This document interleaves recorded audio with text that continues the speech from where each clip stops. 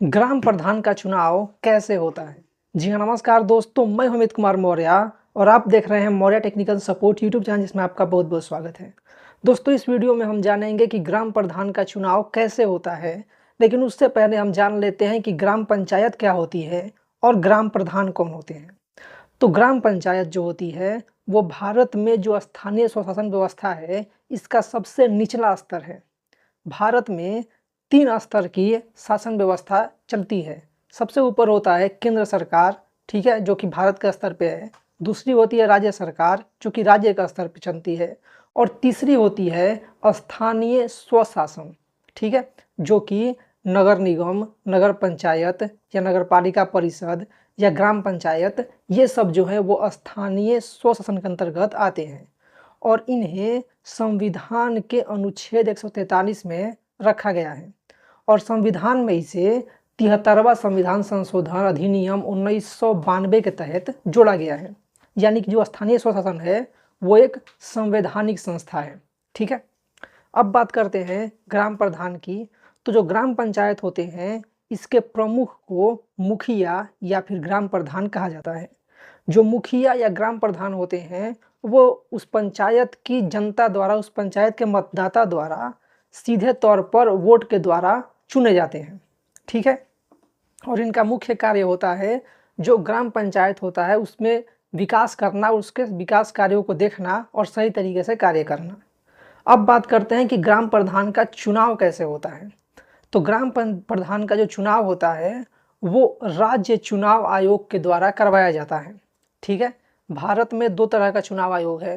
पहला है भारतीय चुनाव आयोग, जिसको हम लोग इलेक्शन कमीशन ऑफ इंडिया कहते हैं, ठीक है, जो कि केंद्र सरकार का, यानी कि जो लोकसभा का चुनाव होती है, जो राज्यसभा के चुनाव होते हैं, राष्ट्रपति के चुनाव होते हैं, प्रधानमंत्री के चुनाव होते हैं, या राज्यों की विधानसभा या विधान परिषद का चुनाव होता है, वो सब कंडक्ट करता है, ठीक है, वो भारतीय चुनाव आयोग।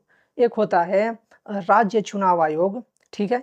ये क्या करता है कि जो स्थानीय स्वशासन के चुनाव होते हैं या राज्य के अंदर जो चुनाव होते हैं छोटे मोटे, वो सारे चुनाव जो है उनके द्वारा करवाया जाता है। तो राज्य चुनाव आयोग जो है वो ग्राम प्रधान का चुनाव करवाते हैं, ठीक है। अब बताती है कि ग्राम प्रधान के चुनाव में कौन खड़ा हो सकता है, कौन चुनाव लड़ सकता है। तो वैसा व्यक्ति जो कि भारत का नागरिक हो, जो कम से कम 21 वर्ष की आयु पूरी कर चुका हो, जो पागल या फिर दिवालिया ना हो, जो कि किसी लाभ के पद पर नहीं हो, और जो उस क्षेत्र के मतदाता सूची में उसका नाम होना चाहिए, ठीक है।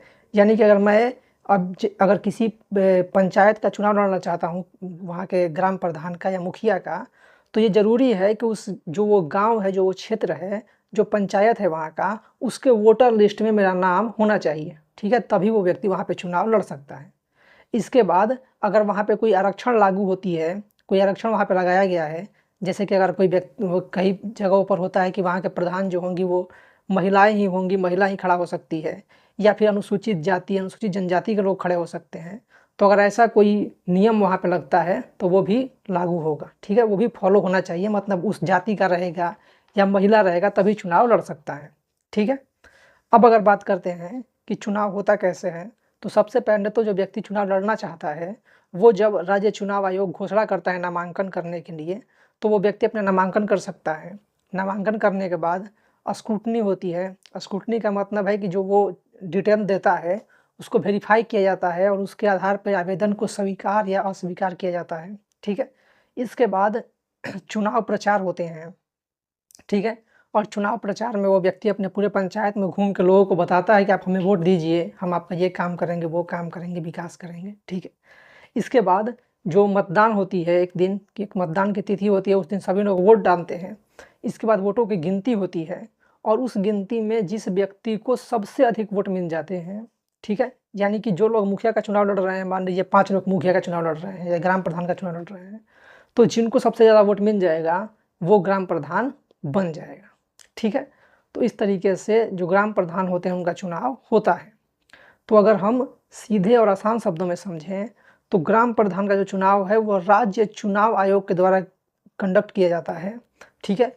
और ग्राम प्रधान के चुनाव में पंचायत के जितने भी मतदाता होते हैं वो सभी वोट डालते हैं और जिसको सबसे अधिक वोट मिल जाता है वो व्यक्ति चुनाव जीत जाता है। ठीक है, तो इस वीडियो में इतना ही। उम्मीद है आपको वीडियो पसंद आई हो। वीडियो पसंद आई हो तो लाइक का बटन जरूर दबा दें, वीडियो शेयर करें और हमारे वीडियोज़ के बारे में, चैनल्स के बारे में जो भी सोचते हैं उस कमेंट बॉक्स में जरूर लिखें और हमारे वीडियो को ज़्यादा शेयर कीजिए ताकि सब तक ये महत्वपूर्ण जानकारियाँ पहुँचती रहें। वीडियो को पूरा देखने के लिए बहुत बहुत धन्यवाद।